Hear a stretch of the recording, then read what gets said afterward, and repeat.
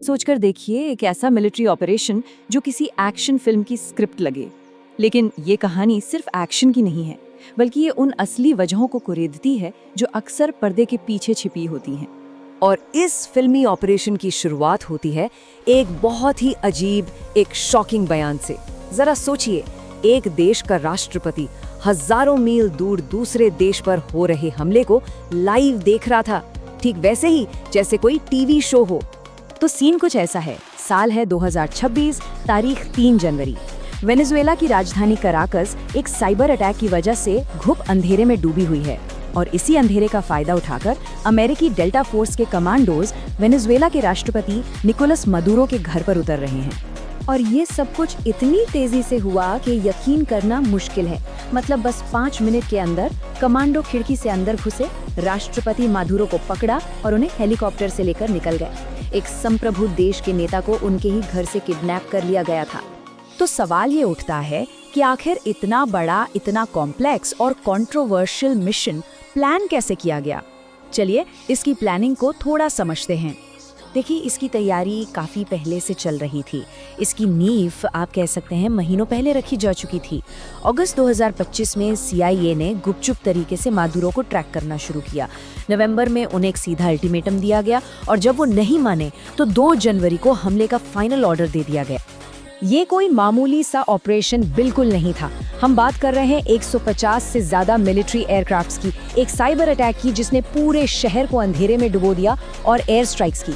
और mission fail ना हो, इसके लिए डेल्टा फोर्स ने अमेरिका में ही मदुरो के घर की एक हूबहू कॉपी बनाकर उस पर प्रैक्टिस की थी। अब आते हैं सबसे बड़े सवाल पर, आखिर अमेरिका ने ऐसा किया क्यों? यहाँ पर 2 अलग अलग कहानियां सुनने को मिलती हैं, एक ऑफिशियल वजह और दूसरी शायद असली वजह।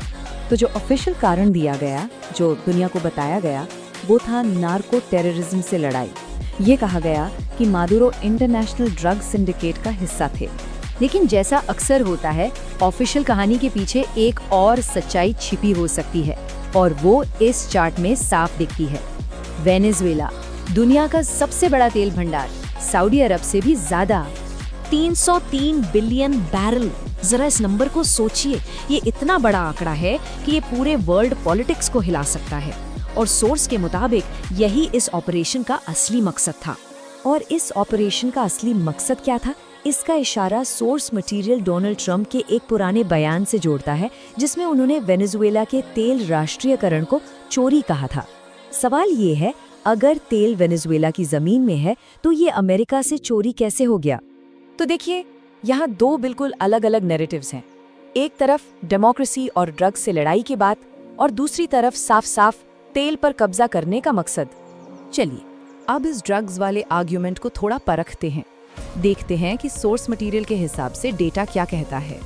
तो सवाल बिल्कुल सीधा सा है, क्या वेनेजुएला, जैसा कि दावा किया गया, सच में अमेरिका के लिए एक बड़ा ड्रग ट्रैफिकिंग हब था? ये डेटा देखिए, ये एक बहुत ही इंटरेस्टिंग कहानी बताता है। 2018 में जहां ग्वाटेमाला से 1400 मीट्रिक टन कोकीन गुजर रहा था, वहीं वेनेजुएला से सिर्फ 250 टन। कितना बड़ा फर्क है।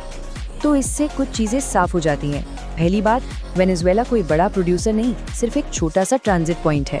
दूसरा, यहाँ से ज्यादातर कोकीन यूरोप जाता है, अमेरिका नहीं। और सबसे जरूरी, अमेरिका में कोकीन का जो मेन रूट है वो है पैसिफिक ओशन, और वेनेजुएला, उसके पास तो पैसिफिक का कोस्ट ही नहीं है। और अगर अमेरिका की असली ड्रग प्रॉब्लम की बात करें तो वो है फेंटेनिल, जिसका सोर्स वेनेजुएला है ही नहीं बल्कि चीन और मेक्सिको हैं। तो फिर निशाने पर मदुरो क्यों? इस काल्पनिक ऑपरेशन के जो परिणाम थे वो सिर्फ वेनेजुएला तक सीमित नहीं रह सकते थे। इसने पूरी दुनिया के लिए, इंटरनेशनल रिलेशंस के लिए एक बहुत ही खतरनाक मिसाल कायम की। इस पूरे मामले की जड़ में इंटरनेशनल लॉ का एक बुनियादी उसूल है, सॉवरेनिटी, यानी हर देश को अपने मामले खुद सुलझाने का अधिकार है। सोर्स के मुताबिक इस ऑपरेशन ने इसी उसूल को तोड़ दिया, और जैसा कि उम्मीद थी, दुनिया भर से इस पर रिएक्शन आया। UN, चीन, रशिया जैसी बड़ी ताकतों ने इसकी सख्त निंदा की। हाँ, कुछ देश जैसे भारत इस पर शांत रहे। और ये एक्शन सिर्फ UN चार्टर के खिलाफ नहीं था, ये अमेरिका के अपने संविधान का भी उल्लंघन था, क्योंकि वहाँ युद्ध की घोषणा करने के लिए कांग्रेस की मंजूरी लगती है, जो इस केस में ली ही नहीं गई।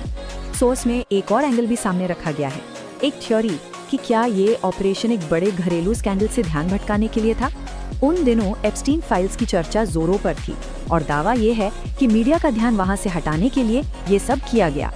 तो ये पूरी कहानी, ये पूरा सिनेरियो हमें एक बहुत ही अहम और गंभीर सवाल पर लाके खड़ा कर देता है, एक ऐसा सवाल जो हमारे भविष्य से जुड़ा है।